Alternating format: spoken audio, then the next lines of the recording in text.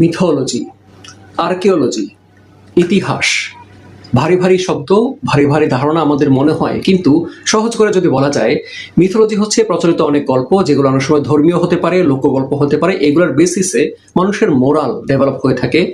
Archaeology যে বিদ্যা ইতিহাসকে ঘেটে গল্পের সাপেক্ষে প্রমাণ বের করে, ঐতিহাসিক আর্টিফ্যাক্টের সাহায্যে ইতিহাসের একটা ধারা বা একটা গল্প ফাইনালি দাঁড়া করায় যে এটা বিশ্বাসযোগ্য।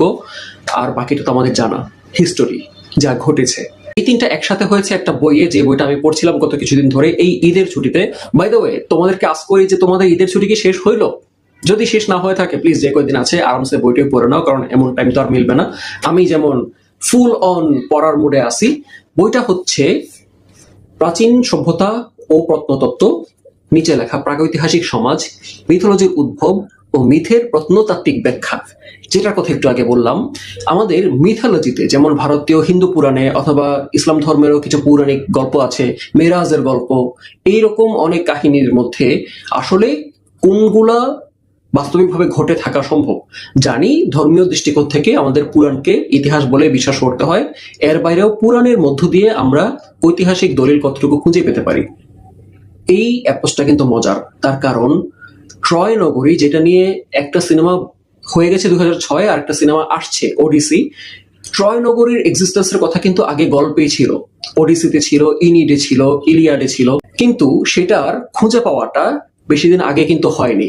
এই খুঁজে পাওয়ার চেষ্টাটাই মানুষ করেছিল ওই গল্পটা একসময় শুনেছিল বলে। কুরুক্ষেত্র এক্সিস্ট করে, যে কুরুক্ষেত্রে বিশাল একটা যুদ্ধ হয়েছিল। যুদ্ধটা কতটা বিশাল সেটা না হয়ে প্রশ্ন উঠতে পারে, কিন্তু কুরুক্ষেত্র ইজ রিয়েল।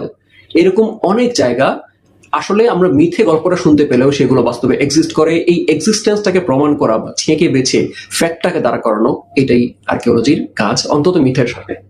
এই টাইপের 22টা আর্টিকেল এই বইয়ে জড়ো হয়েছে, এবং এই বিষয়গুলা সারা পৃথিবীতে ছড়ানো বিভিন্ন রকম টপিক নিয়ে। এই হচ্ছে টপিকের লিস্ট। আমি প্রথমেই যেটা পড়লাম, মেসোপটেমিয়ার মহাপ্লাবন। নুহের মহাপ্লাবনের মতো হিন্দু ধর্মে, মেসোপটেমিয়ান পুরাণে, ইভেন বিবলিক্যাল মিথোলজিতে মহাপ্লাবনের একটা বর্ণনা আছে, যাতে কিনা পুরো পৃথিবী ধ্বংস হয়ে গিয়েছিল, নতুন করে আবার সভ্যতা তৈরি হয়েছে।